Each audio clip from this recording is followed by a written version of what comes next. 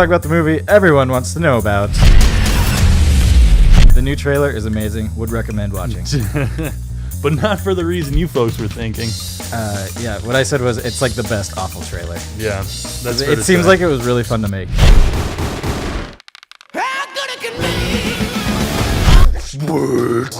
want to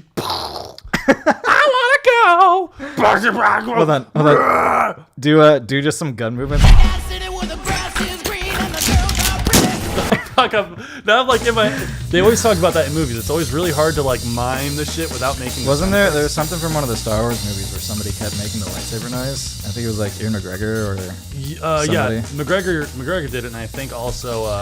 John Boyega. Yeah, and John Boyega. Yeah. I remember. I thought I heard him saying something about doing it too. Switching gears, I finally saw Inside Llewyn Davis. Mm-hmm. Last episode we talked about the Brian Wilson biopic, which is like a real.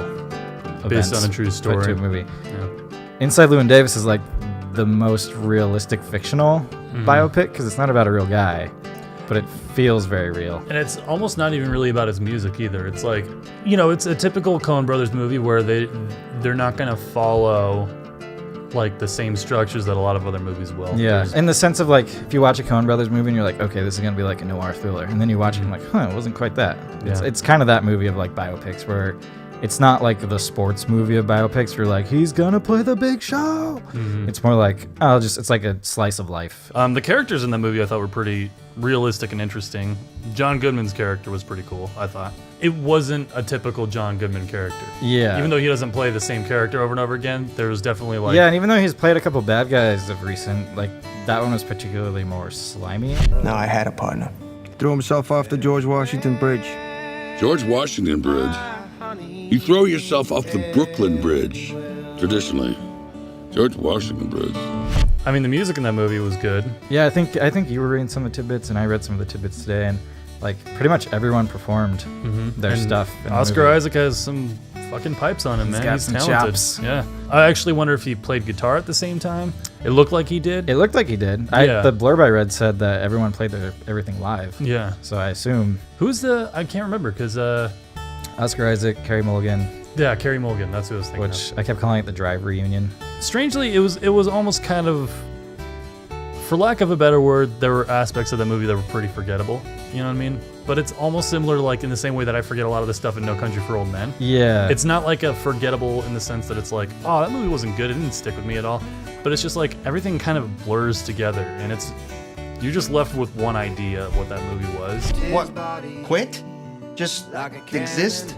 Instead of it being like, oh, and then that scene was great, and then that scene was great. It's just like, It just ends up being, oh, the whole arc of that story was really cool. Right, because the whole way it's structured isn't even like a regular story. It's kind of just more like a string of events, and then that is the story. The story is more, I guess, more internal than explicitly said. A couple things I was reading from them, they were saying like they realized, the movie didn't have like a ton of plot to it, so they added the cat aspect to it, like to kind of drive some of it along. I thought that was going to be just like a little side story, and it ends up being like kind of the main, like a huge part of it.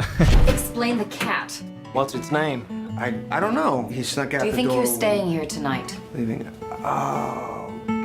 Well, the other thing was that apparently, this is one of the bits I was reading about it, was that filming with that cat was like the most horrible part of shooting. I guess the cat was so uncompromising, and it's also interesting because I've always heard like, don't work with cats. That's why all cats in movies are CGI. Garfield was real. Also a Coen Brothers movie. I don't care. Yeah. Only a few people will get that joke. But yeah, I mean, it was shot well. Actually, a lot of the cinematography has stuck with me. Yeah, typical Coen Brothers movie in the sense that it's not going to be for everyone. It's polarizing. Totally. But it's also, you find some real gems in there. Coen Brothers are just in a league of their own. They do stuff that nobody else does. It may not always hit, but they're comfortable with that. They're like, they know where their niche is. Yeah, they have their own sensibilities. They're also the go-to like art directors in mainstream culture now. Like if people make a joke about like, oh, this is such an arty movie. Oh, it's so Coen Brothers-y. Like, like that one joke in Superbad. Well, I'm sorry that the Coen Brothers don't direct the porn I watch, Evan. Like, but speaking of another good semi-arty, but I think much more accessible if you're not of the faint of heart, we watched Green Room. Oh yeah. Oh goddamn! I think in reflection, that's the best movie of the year, in my opinion. Normally, when I'm watching movies, I sit back and like recline no matter what the movie is. Oh, I he just was like like, to soak it in. Ryan was like clenched forward. I on was. the couch. We got one of those couches that's in like the shape of an L, and I was on the lounge part where your feet are supposed to go. My ass barely hanging on the edge of it, biting my nail. My beer is over on the coffee table. I'm not even drinking it at this point. Just kept getting closer and closer to the Yeah, TV. I remember exactly when it happened. I'm not going to spoil it, but let's just say the first real act of violence in that movie is so profanely realistic and unsettling that when I saw that, I'm like, oh, fuck, dude! And I just scooted forward, and like, it immediately let me know that like nobody's safe. Yeah. You know, they're not gonna do the typical, like a lot of things that happen in horror movies or just violence in movies in general. Yeah, because what would you classify that as? Like, it's kind of like horror, but it's not Thriller. I would horror say in the thriller. sense of Just a thriller movie. there are like horrific images in it. Yeah. But not like supernatural horror. I'd just say thriller. Yeah, just thriller. With most movies, whenever there's some sort of depiction of violence in it, there's kind of the go-to violence. There's always going to be a decapitation or somebody getting their limb completely severed. right. Or, you know, there's getting shot, stabbed, throat slit. There's the typical ones. They found some violence in this movie that you just don't see. And you don't expect. You don't expect it, you don't see it, and then when you do see it, it feels real because it's so well done. The way they reveal things and the way that they either like... And the sound for things, too. Yeah. I mean, ugh, dude. It's about a punk rock band who goes to play this venue, and it's like a bunch of Nazi punks. And they end up getting trapped in a room, so the rest of the movie is them trying to get out of this room. It's kind of this hostage situation. Yeah. You can't keep us here, and you gotta let us go. We're not keeping you. You're just staying. The plot isn't like given to you. You're always from the perspective of the band, so anything that happens, like the plot almost happens at a distance. Because almost everything that happens is either from somebody else's point of view or like behind a door or something like that. One thing that's really cool about it is that it gave us the most terrifying Patrick Stewart I've ever seen in my life. Oh yeah. Gentlemen, you're trapped. Things have gone south. It won't end well. He's usually just such a warm presence on everything he's in. You know, he's just such a It's funny. I almost forgot it was him. Like he was into that role so much that even just talking about it now, I kind of forgot it was him. He even kind of looks like Walter White, which is Yeah. pretty awesome. Oh, also, it probably had the most gorgeous mosh pit scene I've ever seen. In very the movie. true. Yeah. I forgot about that. Yeah. They would do the thing probably, you know, one to keep the movie mixed so it's not all punk music.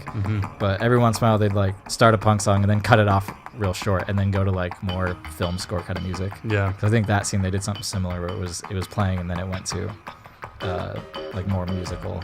I also really like the location. It made it feel a lot more isolated. It wasn't a California biker bar. Yeah. You know, this is like set up in Oregon area where it's like there's forests all over the place. This is just some out of the way kind of somewhere in the boonies. Exactly. Everything looks gorgeous. Yeah, that movie was beautiful, I thought. Even the inside that's all grungy, like it looks great too. Well, because it's got that. That's another thing. It's the lighting indoors that kind of helps with the horror aesthetic because it's kind of got that dirty, like, Yeah. you know, Zack Snyder Dawn of the Dead look, sort of. Where it's Yeah, like in it's- terms of color palette. Yeah, you know like what I mean? saturated color. Yeah, saturated color, but it's not like overly. Exactly. It's like it's color. It's like if you mixed in The Matrix and that Dawn of the Dead. It's also one of those movies where I think I came to you the next day, like when you got off from work, yeah, and I'm right. like, "Are you still thinking about Green I was Room?" like, And you're yeah. So yeah, that's honestly in Yeah. reflection, that's my favorite movie of the year, I think. I hope I'm not forgetting any, but it's the one that's making the biggest Yeah, impression. no, definitely it was one I was thinking about the next day too. So I would definitely recommend. Yeah. So Ebert and Roper give it 5 out of 5 stars and 2 thumbs up. I was getting the gimmicks all mixed Stars up. and thumbs. Should we talk about The Nice Guys or should we save that since that's another good one? I want to talk about it. Okay, Yeah. let's do that one then. So The Nice Guys. Yeah, that was one of those movies that I wanted to see for a while. I missed it when it was in theaters because it was in and out. I tried to see it. Yeah. It was out of We theaters. both did. We were we like, made plans thinking to do it'd be it. there. Yeah, and it just wasn't there. Yeah, so like what it did was we in watch the- instead? It was in theaters for like 3 weeks. We watched Ghostbusters instead. Oh no! Yeah. Yeah. Fuck my life. Let's just say it's not The good. short version is I got free tickets and we went to go see Ghostbusters. Yeah. Yeah. And it was Ghostbusters. So, you know, I mean, it was not worth it. But we finally got to see Nice Guys a couple days ago. And we gladly spent money on it. Yeah. So We spent like $6 to rent it on $6. Amazon. Yeah. $6 American dollars. Just to clarify, the best dollar. Really enjoyed that movie. Yeah, it was great. Nice Guys is fucking awesome. It was a good week because we watched Nice Guys and Green Room, and both those they were both amazing. Yeah.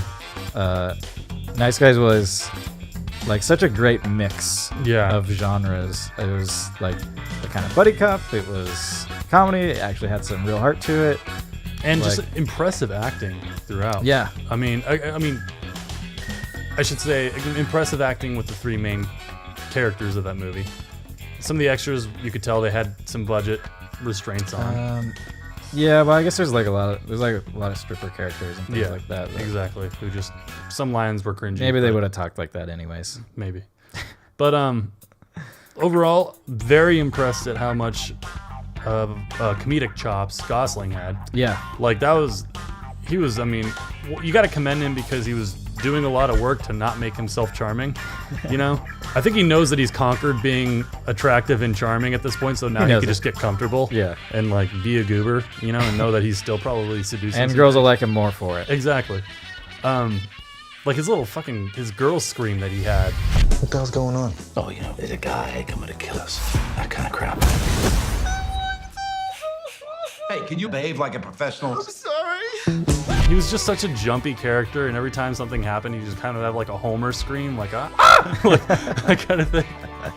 And Russell Crowe, you know, he's still able to deliver sort of badass but sarcastic lines. Yeah. You know what I mean? You seen this girl? What's in it for me? Oh, we can do this the easy way.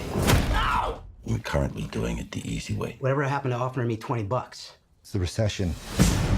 Yeah, he played the perfect kind of like older sort of, because he wasn't technically a cop, right? He was like a private, or he's a private investigator. Not even because that was what Gosling was. He was like almost like a muscle that you would hire. Yeah, he was just like a hired thug. Hired thug basically. Way, I was gonna say hired gun, but not really that. But I mean, one thing that was really, really good about that movie was just there was a lot of visual comedy in it that wasn't like slapsticky. It was just very like. In Kiss Kiss Bang Bang, the last movie, was that the last movie he did? I think he might have done Iron one Man between. was right before Yeah, that. I'm sorry, that's right. But Kiss Kiss Bang Bang is one that's very similar to The Nice Guys. In the sense that there's just a lot of these like bits that are one of those things where if you saw it in writing, it would almost translate just as well as it does on screen. Because like the idea of it alone is so funny. And ever since your little visit, this little baby's gonna stay right here.